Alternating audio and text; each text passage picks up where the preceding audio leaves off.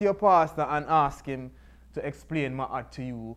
And none of that. Don't do none of that. Because them uncle will tell you, no, it's a demon this, it's a pagan spiritual thing, it's sun worshippers, and yeah, the same thing when I talk about them put negative, them just tell you say you're negative. Everything that's negative, them put it in on you. See what I'm saying? And anything that's beautiful that will come out of you, no, we don't want that.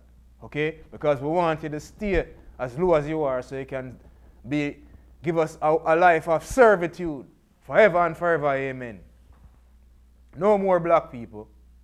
No more. I, for one, can speak only for myself. Because I used to be the same way. Where I just hated myself and, wanted to be around white people and have white friends and have a white girlfriend and just have all these aims, goals, and dreams that weren't Afrocentric. But for real, I couldn't keep pretending with myself any further. And once I realized, hey, Africa is this breadbasket that we really have no reason to be fearful of, showing hatred towards, yeah, life has been better for me personally, spiritually, and mentally. Okay? I can now work with my brother out there, wherein before, I don't want nothing to do with them people there. Okay? So, we have to exercise this demon from our minds. Okay? All of it goes to self-hatred. And for the Christians out there, I know you're going to fight my heart to the end, but I know some of you are just turned and cannot be fixed, cannot be changed, cannot come back. And to be honest, if you're a Christian, you can't consider yourself African. Okay? The Christian race is nothing to do with the African race.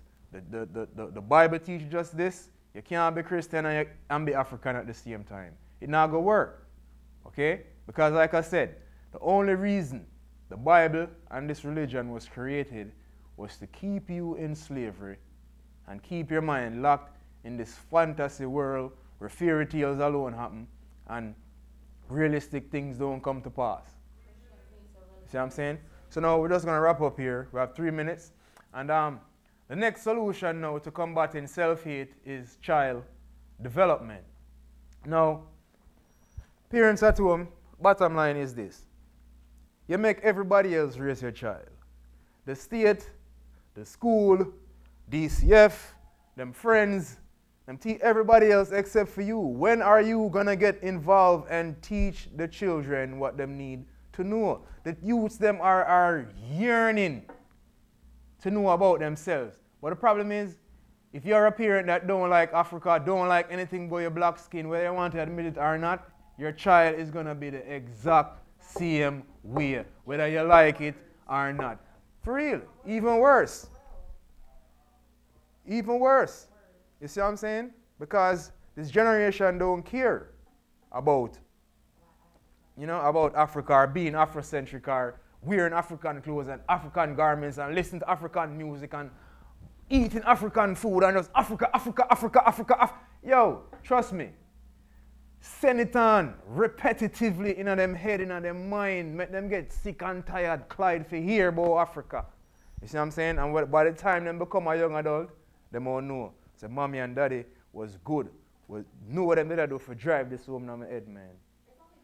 Because 10 years ago, this never happened. Okay?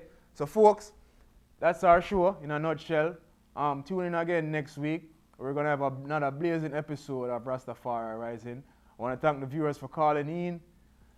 Keep it locked. Again, we're just going to reiterate that love yourself. Love Africa. Okay? Stop being ashamed of who you are. Because who you are is the greatest thing that ever happened to the earth. Peace and love, black people. One love, Jah guide. Rastafari.